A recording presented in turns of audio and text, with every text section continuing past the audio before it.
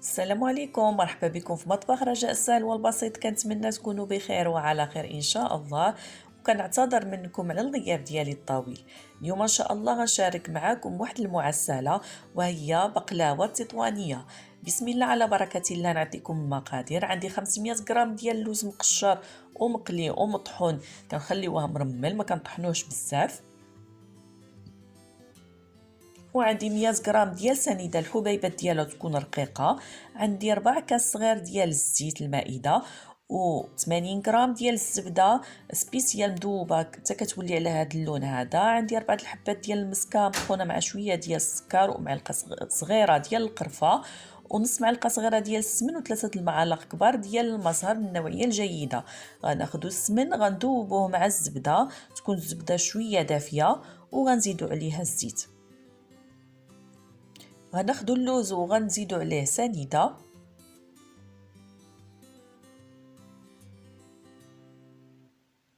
وغنزيدو المسكه الحره والقرفه وغنخلطوه.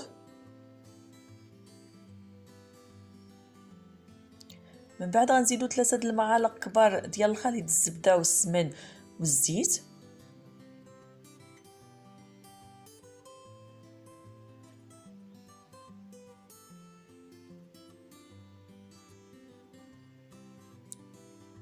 ونخلطوه شويه ونزيدو 3 معالق كبار ديال المزهر.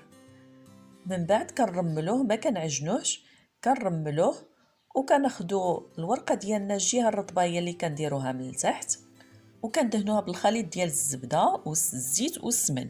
كنديروا عليها الورقه الثانيه وكندهنوها حتى هي بنفس المقادير.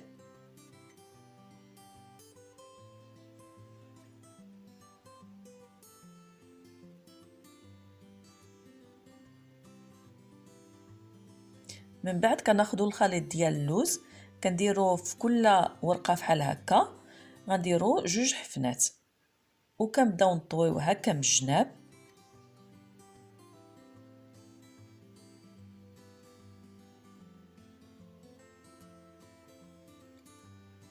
وندهنوها بالخليط ديال الزبده. هذا الخليط هذا كيعطيها واحد القرمشه، كندهنوها مزيان. من بعد كنبداو نتنيوها.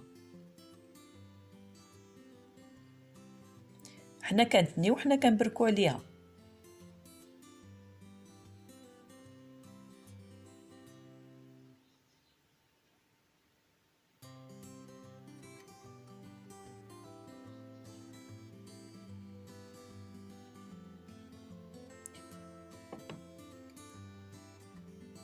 ومي كنكملوها كل الورقه ديالنا واللوز كنحطوها في واحد الصينيه وكنغطيوها بواحد البلاستيك وكنتقلوها بشي حاجه وكنخليوها ليله كامله.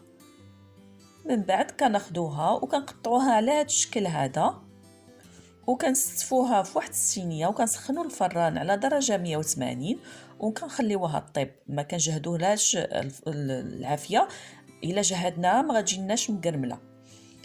غناخدو العسل السبق اللي شاركته معكم راه كاين عندي في القناه. غناخدو بقلاوه تكون باقا سخونه ونديروها في العسل وكنخليوها تقريبا 3 حتى 4 ديال الدقائق وهي في العسل. عاد كنبداو نحيدوها.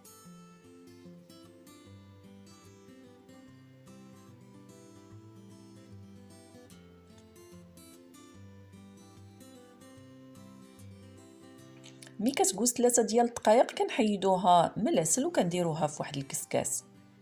هاد المعسله هذه كتجي مقرمشه.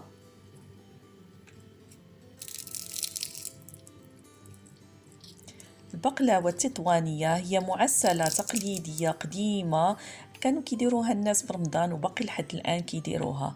كنتمنى هاد الوصفه تكون نالت الاعجاب ديالكم، واللي عجبو الفيديو ما يبخلش عليا بلي لايك وبلي كومونتير، واللي دخلت اول مره للقناه وعجبه محتوى القناه تابونا وضغط على الجرس باش يوصلك كل جديد. وشكرا على المتابعه.